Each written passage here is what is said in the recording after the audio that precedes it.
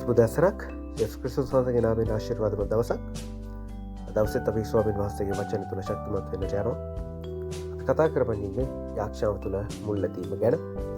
අපේ ජීවිතයේ යාක්ෂාව කතරම් වැදගත්ද යන්න අපි දන්නවා. ඉතින් මේ යාක්ෂාව කොහොමද අපි තවත් බලවත් කරගන්නේ? අපේ යාක්ෂාව අපේ ජීවිතයට බද්ධ කරගන්නේ කොහොමද? ප්‍රවන්තේනි අපේ ජීවිතවල අපි මුහුණ දෙන අත්දැකීම් එක්ක අපිට ඉන්න මානසික පීඩාවත් එක්ක ලෝකයෙන් අපිට එන්නව පීඩනයත් එක්ක සමහර වෙලාවට අපිට යාක්ෂා කරන්නට ඕනේ වුණත් යාක්ෂා කරන්නට වචන අපිට නැති වෙනවා. අපේ වේදනාවන් වැඩි වෙච්චාම, පීඩාව වැඩි වෙච්චාම, ප්‍රශ්නය වැඩි වෙච්චාම යාක්ෂා කරන්නට ඕනේ බව අපි දැනගත්තාද? යාක්ෂා කරන්නට අපිට වචන නැහැ. ඉතින් මේ වෙලාවට අපිට තිබෙන හොඳම විසඳුමයි දේව වචනය තුළ අපිට දීලා තියෙන උත්තරය ගීතාවලිය. මේ ගීතාවලිය තුළ තිබෙන වචන, මේ ගීතිකාවන් අපේ ජීවිතයට ඉතාමත් ළඟයි. ඉතින් මේ ගීතාවලිය අපිට පුළුවන් අපේ යාක්ෂාව බවට පරිවර්තනය කරන්න. අපි යාක්ෂාවකදී අපි දෙවියන් වහන්සේට තියෙන ගරුත්වය, දේව ගරුපිය නිසාම අපේ වචන ගැන අපි පරිස්සම් වෙනවා. අපි කියන දේ ගැන, අපේ යාක්ෂාව ගැන අපි පරිස්සම් වෙනවා. නමුත් ගීතාවලිය තුළ ගීතිකාකරුවන් තමන්ගේ දුක, තමන්ගේ වේදනාව, තමන්ගේ කෝපය, තමන්ගේ සංකාව, තමන්ගේ ඇදහිල්ල අඩු වෙච්ච දැන් මේ හැම දෙයක්ම සංගවන්නේ නැතුව ප්‍රකාශ කරලා තියෙනවා. ඉතින් අපිටත් අපේ හැඟීම් සංගවන්නේ නැතුව දෙවියන් වහන්සේ වෙතට ගෙනෙන්නට හොඳ අවස්ථාවක් ගීතාවලිය ගීතිකා තුළ අපිට ගොනු කරලා. ගීතාවලිය 13 වෙනි ගීතිකාවේ කියනවා, ස්වාමිනී ඔබ කොපමණ කල් මා නිතරම සිහි නොකර සිටින සේක්ද? කොපමණ කල් ඔබගේ මුහුණ මාගෙන් සංගවන සේක්ද? මේ ගීතිකාවේ ස්වාමීන් වහන්සේගෙන් බරපතල ප්‍රශ්නයක් අහනවා. මෙතන බරපතල චෝදනාවක් කරනවා දෙවියන් වහන්සේට. ඔබ වහන්සේ මාව අමතක කරලා ඔබ වහන්සේ මාව සිහි කරන්නේ නැහැ. තව කොච්චර කල්ද මේ දේ කියලා දෙවියන් වහන්සේ අහනවා.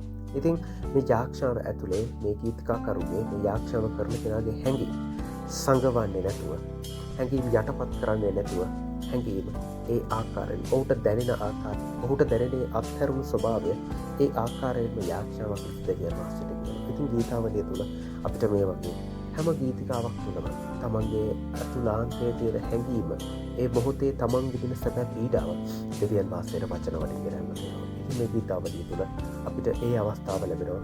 අපිට තිබෙන හැඟීම ඒ ආකාරයෙන්ම දෙවියන් වහන්සේ වෙතට ගෙනෙන්නට. ඒ වගේම ගීතාවලිය කියවන අපි දැනගන්න දේ තමයි අපි මේ ඉන්න අත්දැකීම් තුළ ඊට කලින් තව කෙනෙක් ඉඳලා තියෙනවා.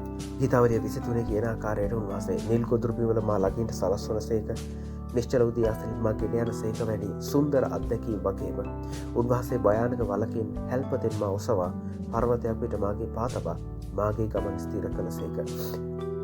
මෙවැනි වලක වැටුණු කෙනෙකුගේ අත්දැකීම් පවා ගීතාවලිය හැම විටම තියෙන්නේ අපේ ජීවිතය තුළ තිබෙන අත්දැකීම තමයි.